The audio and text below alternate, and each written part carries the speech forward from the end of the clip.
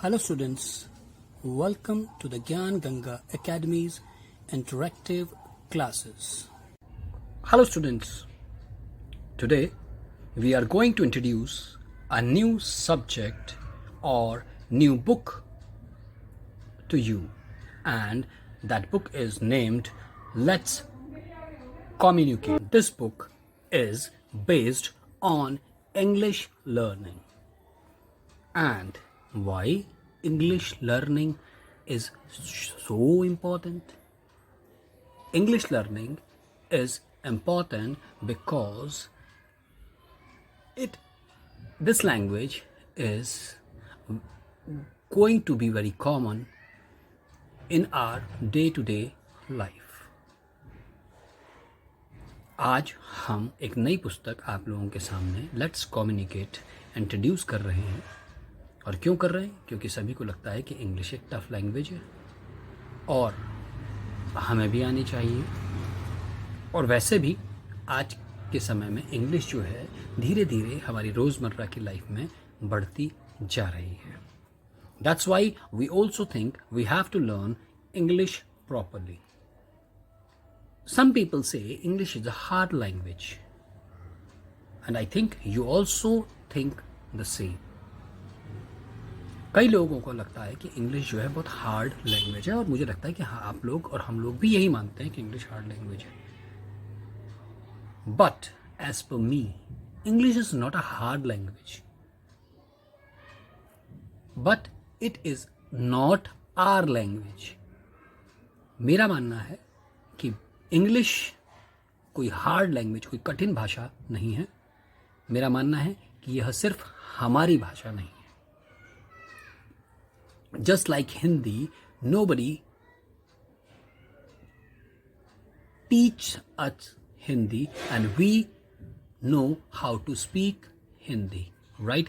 Similarly, in foreign countries where English is their basic language or their mother tongue, nobody is going to tell them about the basic concept of English.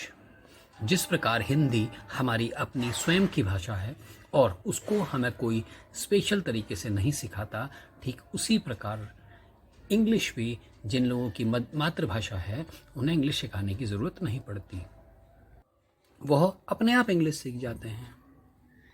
Hindi is very tough for those peoples as English is tough for us.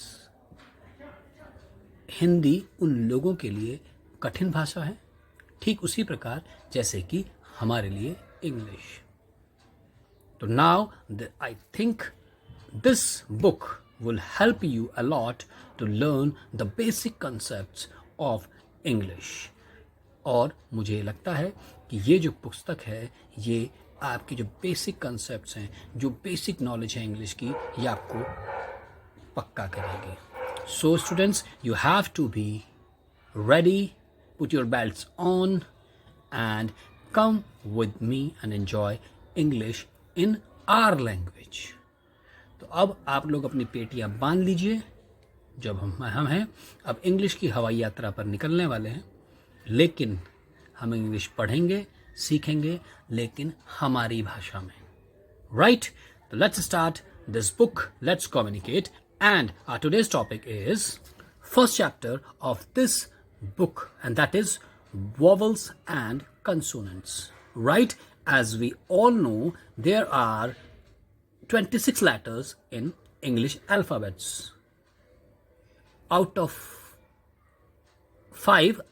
26 letters, these are vowels and other are consonant. And in this chapter, we will learn about the different vowels and consonants and how to write them properly.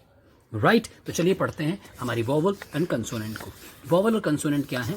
पहला chapter है इस पुस्तक का, vowel and consonant। जैसे कि हम जानते हैं इंग्लिश में 26 लेटर्स होते हैं। इंग्लिश में 26 लेटर्स होते हैं, 26 letters, A, B, C, D, Z तक अगर आप काउंट करेंगे तो they will be 26 letters, right? उन 26 लेटर्स में से देयर आर 5 वॉवल्स। उनमें से 5 कितने होते हैं? वॉवल्स। और यानी कि 26 में से 5 को माइनस करेंगे तो बचेंगे 21, यानी कि जो 21 बचे हुए हैं वो क्या होते हैं? कंसोनेंट्स। ठीक है ना, यानी कि उन्हें हम हिंदी में व्यंजन और वॉवल्स को स्वर बोलते हैं, जैसे आपने हिंदी में पढ़ा है स्वर और व्यंजन। अब वो कहता है कि अंग्रेजी भाषा में, इंग्लिश भाषा में कितने लेटर्स होते हैं? 26 लेटर्स। लेटर्स लिखा है वर्ण, तो यानी कि जहां जहां वर्ण है उसका मतलब है लेटर्स। तो 26 लेटर्स होते हैं और ये सभी के सभी लेटर्स को हम क्या बोलते हैं? अल्फ़ाबेट बोलते हैं। इंग्लिश में अल्फ़ाबेट और हिंदी में वर्णमाला बोलते हैं। और लेटर्स दो प्रकार के होते हैं, जैसे भी आपको बताया, वॉवल्स एंड कंसोनेंट्स। वॉवल्स 5 होते हैं, ये हम सब जानते हैं। कौन कौन से होते हैं? Very good, A E I O U। अब इन्हें वॉवल्स की जो खास बात होती है, ऐसे हिंदी में भी स्वर होते हैं, उनके साथ किसी भी अन्य वर्ण की सहायता नहीं ली जाती, यानी कि वो अपने आप में पूर्ण होते हैं, कंप्लीट होते हैं, उन्हें किसी के सहारे की जरूरत नहीं होती। किनको? स्वरों को और वॉवल्स को। अब हिंदी में कौन कौन से स्वर होते हैं? अ, आ, इ, ई, उ, ऊ, ए, आई, रस ऋषि भी एक था बीच में, ए, आई, ओ, औ, अंग एंड अह, राइट। तो ये हो गए स्वर। और इंग्लिश में कौन से होते हैं वॉवल्स? वही स्वर, A E I O U। जो कार्य हिंदी में, जो काम हिंदी में स्वर करते हैं, यानी कि अ से लेकर अह तक के 13 जो लेटर्स होते हैं वो करते हैं, वही इंग्लिश में 5 लेटर्स करते हैं, A E I O U, right. अब स्वरों का उच्चारण किस प्रकार होता है? इन स्वरों को हम कैसे बोलते हैं? जैसे स्वर क्या होते हैं? अ, राइट। तो अ को कैसे पढ़ेंगे? ए, इंग्लिश में ए। आ को भी इंग्लिश में ए ही लिखते हैं। छोटी ई, ए, छोटी ई के लिए हम आई का उपयोग करते हैं, छोटी ई के लिए आई का उपयोग करते हैं। अब किस लेटर का क्या साउंड होती है ये आपको देखना है। और इसी को अगर उल्टा चले तो ओ और आ भी बोलते हैं ए को, अगर हम इंग्लिश की बात करें तो। ए को क्या? ए को ए नहीं अ पढ़ेंगे, अ, और ए को या आ पढ़ेंगे। आई को ई, इसकी साउंड क्या आएगी? ई। जैसे इंक, ठीक है ना, इंक, आइसक्रीम, एंट। ई को कैसे लिखते हैं?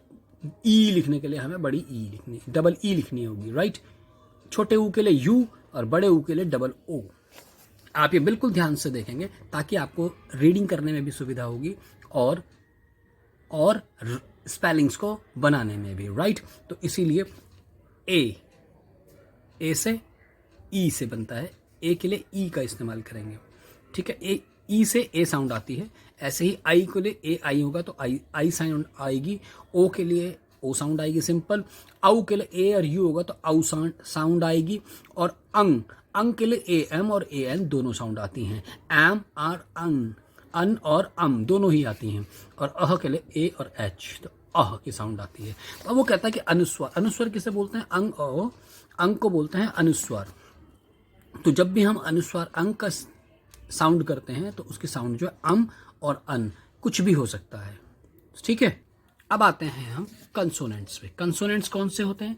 जो बाकी के बचे हुए वॉवल्स को अगर हटा दें तो बाकी के बचे हुए जो 21 लेटर्स हैं वो सारे के सारे कंसोनेंट्स हैं। अब वो क्या होते हैं कंसोनेंट्स? वो कहता है कि कंसोनेंट्स कितने हैं? 21। अब वो कौन कौन से हैं? B C D F G H और यहाँ से लेके एक्स वाई जेड, उनमें से ए ई आई ओ यू हम हटा दें तो। अब वो कहता है व्यंजनों का उच्चारण किस प्रकार होता है? अब व्यंजन क्या होते हैं? क ख ग घ होते हैं, राइट। तो अब क ख ग घ, अगर आप इसे देखेंगे क के नीचे कुछ एक हलंत लगा है, इसका अर्थ होता है आधा क। क्या होता है? आधा क। ऐसे आधा ख, आधा ग, आधा घ। इसी प्रकार अब जो व्यंजन होते हैं उन्हें ऐसे ही पढ़ा जाता है। और क, ये आधा क होता है जब इसमें अ मिल जाता है। क्या मिलता है? अ। जैसे कि अगर आप नीचे देखेंगे क प्लस अ, तब जाके पूरा क बनता है। यानी कि अगर आप क कहना चाह रहे हैं तो के ए क बनेगा, के अ क। ऐसे ही अभी हम पूरा क की बात बाद में करेंगे, पहले हम आधे की बात करते हैं। अब व्यंजनों का जो उच्चारण होता है, जो हम क ख ग को इंग्लिश में क्या बोलते हैं, तो उसके लिए क्या वर्ड, कौन सा इंग्लिश का लेटर यूज होगा और किस प्रकार यूज होगा ये समझेंगे। ये आपको हेल्प करेगा स्पेलिंग्स को रीड करने में भी और राइटिंग करने में भी। और अगर आप इसे अभी तक नहीं समझे हैं और अब आपके पास समय है कि अगर आप इसे थोड़ा सा ध्यान से करेंगे और पेरेंट्स की हेल्प लेंगे तो डेफिनेटली ये आपके लिए बहुत फायदेमंद होगा। जैसे क आधा, सिर्फ अभी ये क पूरा नहीं है, पूर्ण क नहीं है, ये सिंपली आधा क है। हम सब किसकी बात करेंगे तो क के लिए के सिर्फ आएगा, ख के लिए के एच ख, ग के लिए जी, घ के लिए जी एच घ जी एच, ठीक है। और चौ के लिए सी एच, छ के लिए सी डबल एच, जौ के लिए जे झ जे एच, त टी ठ टी एच, राइट। ड डी ढ डी एच, ण एन, त के लिए टी, थ के लिए टी एच, द के लिए ड डी, द के लिए डी। और डी देखिए किस किस के लिए आ रहा है, ड के लिए भी और द के लिए भी, राइट। और ध और ढ के लिए भी डी एच और डी एच।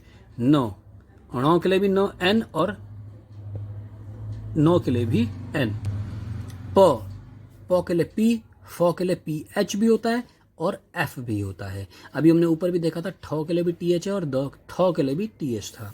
अभी ब के लिए बी, भ के लिए बी एच, ठीक है। म के लिए एम, वाई के लिए य के लिए वाई, और र के लिए आर, ल के लिए एल, वो के लिए डब्ल्यू एंड वी दोनों का इस्तेमाल होता है। श, शलजम वाला श, शलजम वाले श के लिए एस एच, षटकोण वाले श के लिए भी एस एच, सपेरा वाले सौ के लिए एस, ह एच, छ से क्षत्रिय, क्षत्रिय के लिए के एस एच, ध्यान से देखेंगे, ठीक है ना। और त्र टी आर, और ज्ञों के लिए जे एन, राइट। और ये जो कह रहा है ऊपर जितने भी अक्षर आपको दिए हिंदी में हलंत लगा, इसे हलंत बोलते हैं, जैसे कि हमने बताया था हलंत लगा हुआ है, ये सारे आधे अक्षर होते हैं। इन्हें पूर्ण करने के लिए जिस प्रकार हमें हिंदी भाषा में स्वर मिलाने की जरूरत होती है। अब जैसे क्या होता है कि ये जो व्यंजन हैं ये अपने आप में पूरे नहीं होते, आपको इस तरीके से नहीं पढ़ाया जाता। डेफिनेटली आपको पूरा क बताया जाता है, परंतु एक्चुअल में जो हिंदी व्याकरण में अगर आप क्लास 3rd में आएंगे तो पढ़ेंगे कि ये जो व्यंजन होते हैं, जो स्वर व्यंजन होते हैं, वो बिना स्वर के पूर्ण नहीं होते, और इनके साथ हमें स्वर के मिलाने की आवश्यकता होती है। और इंग्लिश भाषा में ये स्वर क्या होते हैं, वॉवल्स कहलाते हैं। हिंदी में जो स्वर होते हैं वो क, आधा क के साथ अ को मिलाकर पूर्ण हो जाता है। हिंदी में अ मिलाना पड़ता है हमें सभी के साथ, तब वो पूर्ण होता है। जैसे क के साथ हम अ मिलाते हैं, आधा क के साथ हम व्यंजन, अगर मैं आपसे इस तरीके से कहूँ कि अगर व्यंजन क में हम अ मिलाते हैं तो वो पूर्ण व्यंजन बनता है, क बनता है। इसी प्रकार वो कहता है ऊपर दी गई जानकारी के आधार पर हम क, का, कि, की, कु, कू आदि की अंग्रेजी इंग्लिश की जो लेटर्स की जो सीक्वेंस है वो लिख सकते हैं। और जैसे आपने इंग्लिश में हिंदी में 12 खड़ी पढ़ी थी, ठीक उसी प्रकार इंग्लिश में उस 12 खड़ी को किस प्रकार से लिखा जा सकता है, यानी कि क्या मात्रा लगने पर कौन से लेटरों का इस्तेमाल किया जा सकता है, हम वो पढ़ेंगे, राइट। अब जैसे कहता है हमने क्या पढ़ा है हिंदी में, को, का, कि, की, कु, कू, के, कई, को, काऊ, कंग, कह, यही पढ़ा था। अब इसको इंग्लिश में कैसे लिखेंगे, क के लिए के ए और इंग्लिश के लिए भी का के लिए भी के ए। छोटी की, तो छोटी की हमने ऊपर ध्यान से अगर हम देखेंगे, छोटी ई के लिए हमने इस्तेमाल किया था आई, तो यहाँ आ जाएगा के आई। और के ई की के लिए, ई के लिए क्या है, बड़ी ई के लिए डबल ई, तो के डबल ई की। आप नीचे देखते रहेंगे तो आपको पता चलता रहेगा, के डबल ई की। और कु, कु क छोटा ऊ, तो के यू कु। और ऐसे ही क बड़े ऊ के बाद पर कू, तो के डबल ओ कू। क ए, के लिए ए के लिए आता है ई, तो के ई के। कई के लिए ए आई का इस्तेमाल होता है आई के लिए, तो के ए आई आई कई। को, ओ के लिए ओ, तो के तो क चल ही रहा है। और कऊ, के के लिए ए यू औ। और कंग के लिए हमने बताया था ना, ए एम या के ए एम या के ए एन दोनों ही इस्तेमाल हो सकते हैं। और कह के लिए के ए एच कह। और ऐसे ही आप ख, ग, घ, च, छ, जो इन सब के लिए करेंगे। जैसे कि ख के लिए क्या होता है, के एच होता है, साथ में ए अ लग जाएगा तो ख।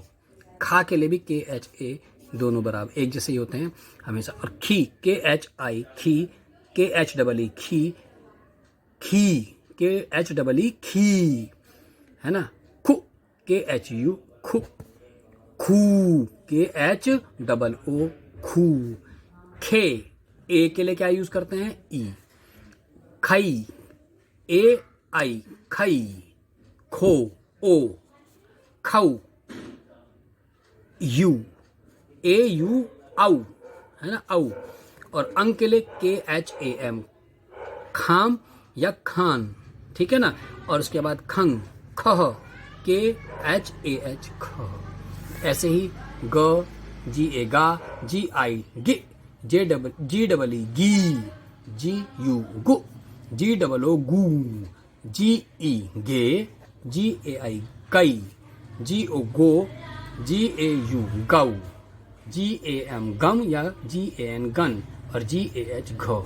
इसी प्रकार आप इसको ट, टा, टे, टी, टू, टू, टे, टाउ, टे, तय, टो, टऊ, टंग, तह।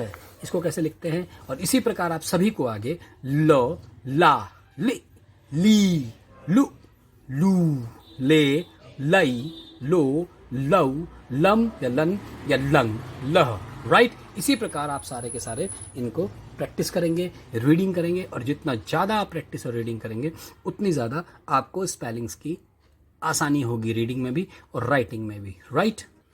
तो आज के लिए हम इतना ही, और जितनी ज़्यादा इस हिंदी की 12 खड़ी और साथ ही साथ इंग्लिश में उस 12 खड़ी को कैसे लिखते हैं इसकी आप प्रैक्टिस करेंगे तो आपको उतना अच्छे से आएगा, राइट। आज के लिए इतना ही। Take care, good day. I hope you enjoyed our video. Thanks for being with us.